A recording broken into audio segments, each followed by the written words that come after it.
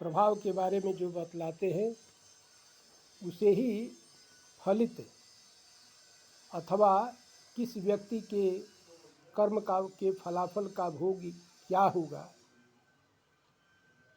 क्या उसके साथ इस संसार सागर में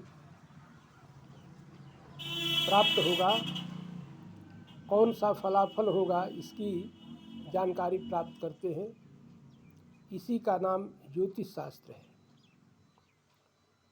वैसे भी ज्योति का अर्थ प्रकाश होता है और प्रकाश से हमें उस शास्त्र को लेना चाहिए जो जीवन के संबंध में, भविष्य के संबंध में प्रकाश डाले। भविष्य और भूत दोनों की चर्चाओं को जो प्रकाशित करे, उद्भासित करे, उसका नाम ज्योतिष शास्त्र है। इस प्रकार से ज्योतिष शास्त्र में कई ग्रहों के फल को विशेष रूप से योगों के आधार पर ही जानने की परिपाटी प्राचीन ऋषियों ने बतलाया है। हमेशा किसी एक ही निर्णय पर नहीं चलना चाहिए। विभिन्न शास्त्रों में ग्रहों की अनेकानेक अवस्थाओं को देखते हुए उनकी दृष्टि की जानकारी प्राप्त करते हुए उससे होने वाले फलाफल की चर्चा हमारे आचार्यों ने की है। हमें भी उन आचार्यों के बारे में जानकारी, आचार्यों के मतों की जानकारी, आचार्यों ने जो कहा है उसकी जानकारी प्राप्त करके ही किसी भी फल का निर्णय करना चाहिए और यही उचित होता है। चाहे वह कालसर्प योग हो या राजयोग हो या कोई लक्ष्मी योग हो या अन्य योग हो,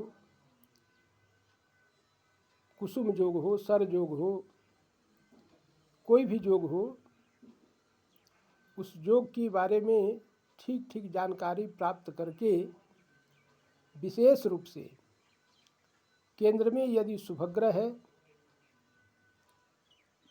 आत्मकारक ग्रह यदि शुभग्रह है, तो ऐसा जानना चाहिए कि कुछ अच्छा ही फल होगा। केंद्र में यदि कोई पापक ग्रह है, क्रूर ग्रह है, जिसकी दृष्टि उस व्यक्ति पर शुभ नहीं है, तो अच्छा फल नहीं होगा। इसका पता कारकांश ग्रहों से भी महर्षि पराशर ने कारकांश ग्रहों की भी चर्चा बड़े ही मनोयोग से की है। इसलिए कारकांश पर भी ध्यान देना चाहिए फलित के बारे में। कौन सा कारक ग्रह है, वह कहाँ है, केंद्र में है, त्रिकोण में है, और उससे क्या फल अथवा परेशानी होने वाली है, उसके बारे में महर्षि पराशर ने दान की भी चर्चा की है। तो उसे विशेष रूप से ध्यान देते हुए और अत्यधिक केवल रत्न के द्वारा ही नहीं, वनस्पतियों के द्वारा, दान के द्वारा, औषधियों के द्वारा भी चर्चा ज्योतिष में है, जो आजकल के लोग उपयोग करना नहीं चाहते हैं।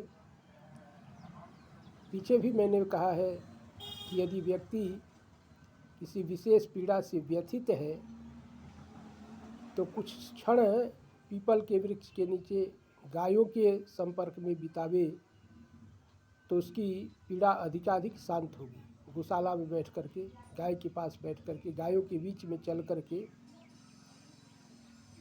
अथवा यज्ञ कुंड की अग्नि की का प्रथम धूम निकलता है उसे देख करके अपना कर्म सुधारने का प्रयास करना चाहिए। इससे सुंदर फल की प्राप्ति होती है और कठिन से कठिन ग्रहों की बाधाएं शांत हो जाती हैं। वनस्पतियों के संपर्क से, औषधियों के संपर्क से, पशुओं के संपर्क से, कृत्रिमता प्राकृतिक वातावरण में रहकर भी व्यक्ति ग्रहों के दुष्प्रभाव को दूर कर सकता है, ऐसा शास्त्रज्ञों ने कहा है। और प्रायः देखने को मिलता है कि सभी देवता किसी न किसी पक्षी के संपर्क में, वनस्पतियों के संपर्क में, पशुओं के संपर्क में रहा करते हैं और इस कारण ही उनमें देवत्व आता है। तो हम मनुष्यों को भी उन्हें अपने देवताओं की संस्कृति से शिक्षा लेकर के पशु पक्षियों का आश्रय लेना चाहिए, पशु पक्षियों के संपर्क में कुछ देर रहना चाहिए और सबसे पशु न कह के बल्कि देवता जिसे कहा गया है उस गौ माता के संपर्क में रहना चाहिए। और तथाकथित जो पशु पक्षी हमारे देवताओं ने आश्रय किया है, देवताओं ने अपने संपर्क, देवता लोग संपर्क में रह कर के हमें शिक्षा दिए हैं, हमें भी उसका अनुसरण करना चाहिए। ये सारी बातें संहिता ग्रंथों में चर्चित है। इसलिए केवल मणि मंत्र के द्वारा ही नहीं बल्कि तथाकथित औषधियों के संपर्क से, नवग्रह के लिए जो औषधियाँ कही गई हैं इनका विधान भी बड़ा ही विलक्षण है। लोग आजकल थोड़ा सा जला करके बस उससे कह देते हैं चलो हो गया, तो जितना भाई करोगे उतना ही लाभ होगा। कर्मकांड में तो ये कर्मकांड है, अधिकाधिक उसके सेवन करने से, उसका धूम सेवन करने से, उसका धूम जलाने से अधिक लाभ होता है। इन नवग्रह की जो सुविधाएं कही गई हैं इनका अधिकाधिक उपयोग करना